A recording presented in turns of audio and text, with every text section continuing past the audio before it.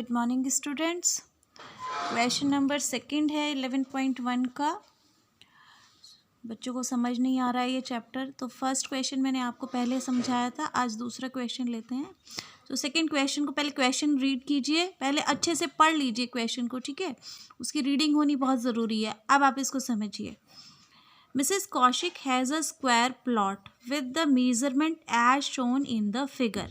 देखिए कोई लेडी है जिनका नाम मिसेस कौशिक है, उनके पास एक स्क्वायर प्लॉट है। प्लॉट मतलब ज़मीन, स्क्वायर से मतलब है जिसकी लेंथ और ब्रेड्थ सेम हो।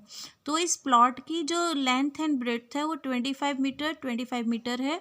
तो ये एक स्क्वायर प्लॉट है। आप जब भी क्वेश्चंस को सॉल्व करें उनके साथ डायग्राम मस्ट है, ओके, ज़रूरी ड्रॉ कीजिए। तो ये तो हो गया आपका मिसेस कौशिक का प्लॉट, ठीक है, ये पूरा का पूरा। अब आते हैं next statement. She wants to construct a house.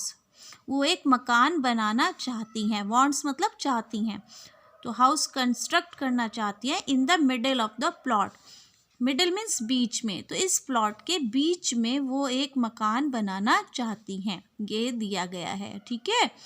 और इस मकान के लिए कितना एरिया उन्होंने लिया ये भी दिया है। ये देखिए आप, ये रहा 20 metre breadth and 15 metre length breadth दी है। दोनों चीज़ों के लेंथ 15 एंड ब्रेड्थ 20 मीटर। ये हाउस के लिए एरिया है बीच में, इस पूरे प्लॉट के बीच में, ठीक है। अब ये शेडेड एरिया आप देख रहे हैं ना, इस शेडेड एरिया में उन्हें क्या करना है, उन्हें इस शेडेड एरिया में गार्डन बनाना है, ठीक है। तो गार्डन बनाने के लिए, तो ये हमारा पहले यहाँ तक का स्टेटमेंट हो गया। आगे रीड करते हैं। A garden is developed around the house. मकान के चारों ओर, अराउंड द हाउस, ओके, मकान के चारों ओर उनको एक गार्डन डेवलप करना है। Find the total cost. Total cost आपको निकालनी है किस चीज़ के लिए, ऑफ डेवलपिंग अ गार्डन। ये गार्डन जो डेवलप किया गया है, उस गार्डन को डेवलप करने में कितनी टोटल कॉस्ट आती है, ओके, अराउंड द हाउस। देखिए चारों ओर ही बनाया है ना। एट द रेट ऑफ ₹55 पर मीटर स्क्वायर। तो ये जो हमारा गार्डन का एरिया है मकान के चारों तरफ, इसको गार्डन बनाने के लिए जो रेट है, मतलब इसमें गार्डन डेवलप करने के लिए जो रेट है वो पर मीटर स्क्वायर 55 रुपीज़ है, ठीक है ना। पर मीटर स्क्वायर मीन्स एक ऐसे स्क्वायर पीस जिसकी लेंथ एंड ब्रेड्थ 1 मीटर हो, ठीक है ना।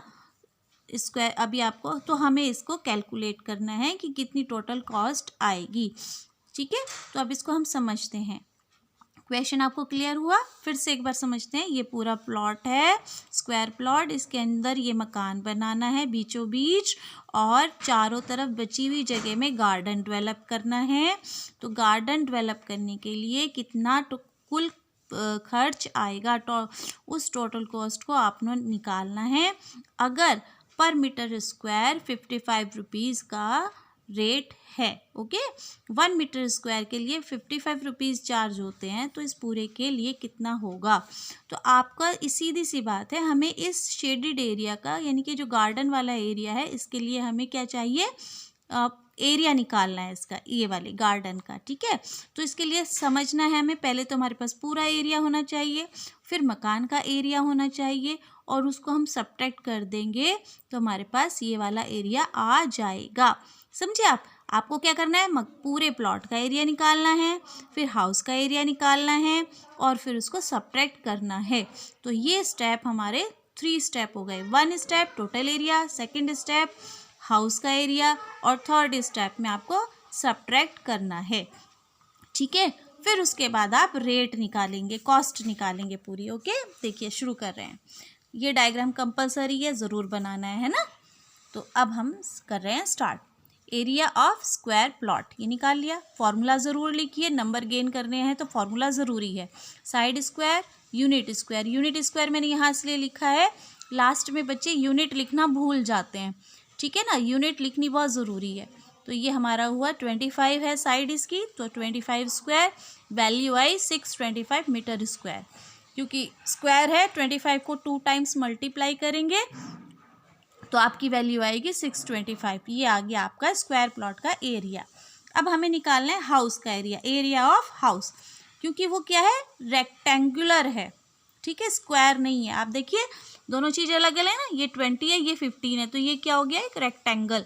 तो इसके लिए फॉर्मूला क्या हुआ आपका, लेंथ इंटू ब्रेड्थ। तो आपने फॉर्मूला लिखा यूनिट स्क्वायर, आपको याद रहेगी कि हमें यूनिट भी लिखनी है ना। तो हमने वैल्यू रखी 15 इंटू 20, वैल्यू आई 300 मीटर स्क्वायर। ओके, अब हमें तो निकालना है गार्डन का रेट, निकालना है पूरा गार्डन डेवलप करने में कितना रेट लगेगा।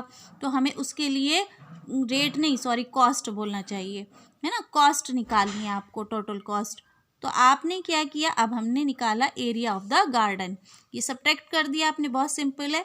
एरिया हाउस का, आपके प्लॉट का एरिया माइनस हाउस का एरिया। आप लिखना चाहें तो यहाँ लिख सकते हैं area of the plot minus area of the house, ठीक है, वो लिखकर आप सब्ट्रैक्ट कर सकते हैं अगर आप लिखना चाहें ऐसे। ये स्पेस चली जाएगी actually, area of plot minus area of house अगर आपको लिखना है, ठीक है। ये हमारा यहाँ ये लिख दिया आपने, फिर हमने वैल्यू रखी और सब्ट्रैक्ट कर दिया, तो ये हमारे पास आ गया फाइनली गार्डन का एरिया। ओके, अब हमारा रेट क्या है, देखिए रेट फॉर डेवलपिंग गार्डन ये दे रखा है हमें 55 यानी 55 पर मीटर स्क्वायर। इतना रुपया हमारा 1 मीटर स्क्वायर के लिए लगेगा, तो फिर इतने के लिए कितना लगेगा, सिंपल सी चीज़ है, आपको क्या करना है, मल्टीप्लाई इन दोनों को, ठीक है ना। Therefore total cost for developing garden 325 into 55 और हमारा आंसर आ गया ये टोटल कॉस्ट आ गई।